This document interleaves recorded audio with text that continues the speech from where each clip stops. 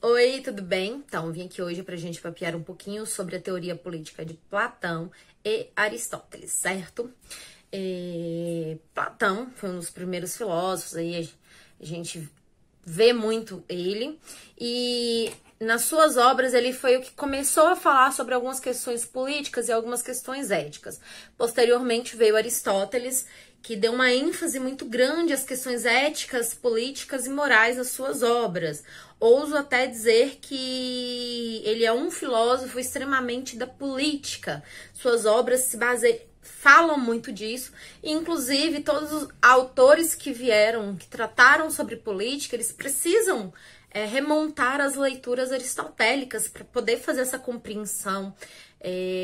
Aristóteles é aquele filósofo que a gente chama assim que ele é um filósofo muito antigo, mas que ele ainda tem muitos pensamentos dentro da nossa modernidade. Muita coisa que a gente vê em Aristóteles ainda está na modernidade. E aí a gente vai falar desses dois autores. Aristóteles, ele acaba sendo, a gente fala um pouco mais dele, acaba entrando mais em Aristóteles, exatamente por ele ter desenvolvido mais as suas obras dentro desse campo. Ele deixou obras para a ética e a política específicas, né? E acaba que as outras obras entram nesse campo também. Então, Platão, quando ele falou da questão política pra gente, ele traz ali a questão da alma, que a gente já viu aí sobre a alma corruptível e etc. E ele vem trazer essa questão, e ele também traz pra gente a questão de divisão dos grupos, né? Tanto que Platão é aquele filósofo que ele traz uma certa polêmica, porque quando ele traz essa questão da política, que ele faz a divisão nos grupos que são produtores, os guardiões e os governantes, ele dá a entender que somente os filósofos são capazes de governar. Mas como assim, Dianara? Calma que eu vou explicar para vocês. Ele faz essa divisão desses três grupos: produtores, guardiões e governantes. Porque ele divide a classe da sociedade nesses três grupos. E aí são essas divisões. Quem é que são os governantes? Os governantes são aqueles que tiveram a possibilidade de estudar, de ter ensinamentos durante a sua vida. E aí, onde que entra a questão filosófica que ele fala? Porque, assim, naquela época, durante muitos anos, a filosofia ela foi muito valorizada. Como a gente sabe, a filosofia é mãe de todas as ciências. Para que todas as outras ciências nascessem, precisou-se da filosofia. Todas as ciências bebem na fonte filosófica. Então, assim, ser filósofo era algo estimado, era algo de super conhecimento, de muita sabedoria. Então, aqueles que estudavam, que entravam no ramo da filosofia, eles estavam aptos a exercer os melhores cargos, as melhores funções.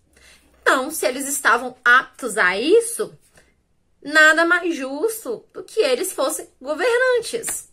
Então, aí o Platão, ele traz pra gente, né, que os governantes deveriam estar ali na classe filosófica, porque se estudou muito para que chegasse a isso.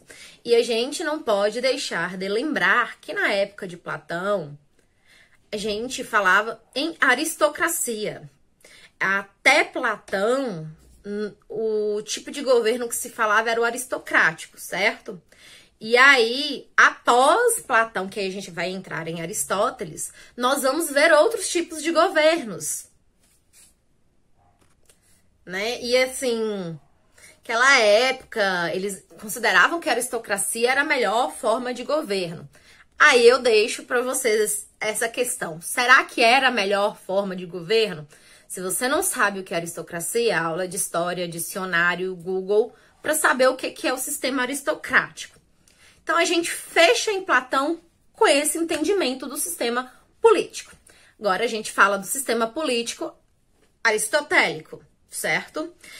Como assim, eu já adiantei aí para vocês, em Aristóteles surgem outros sistemas políticos. Que já em Aristóteles já se fala de democracia, de monarquia, de aristocracia também se fala. Então, assim, em Aristóteles já surge. Aristóteles, ele traz para discussão esses outros tipos de governo, modos de governo.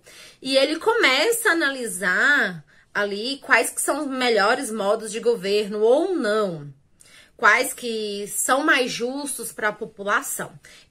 Nesse vídeo eu não vou entrar nesse tema de qual governo para Aristóteles era melhor, porque senão a gente vai delongar muito até o tema do que pediu o Pet. Mas Aristóteles, ele traz. Primeira vez que a gente fala em democracia, não é na Constituição da República que vocês veem aí na CF 88 do Brasil, não.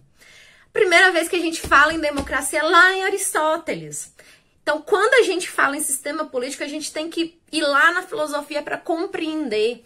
A gente tem essa demanda em Aristóteles, em Maquiavel, em Hobbes. Então, e aí Aristóteles, ele traz, no sistema político de Aristóteles, ele deixa uma coisa muito importante pra gente, que é a questão do zoom político.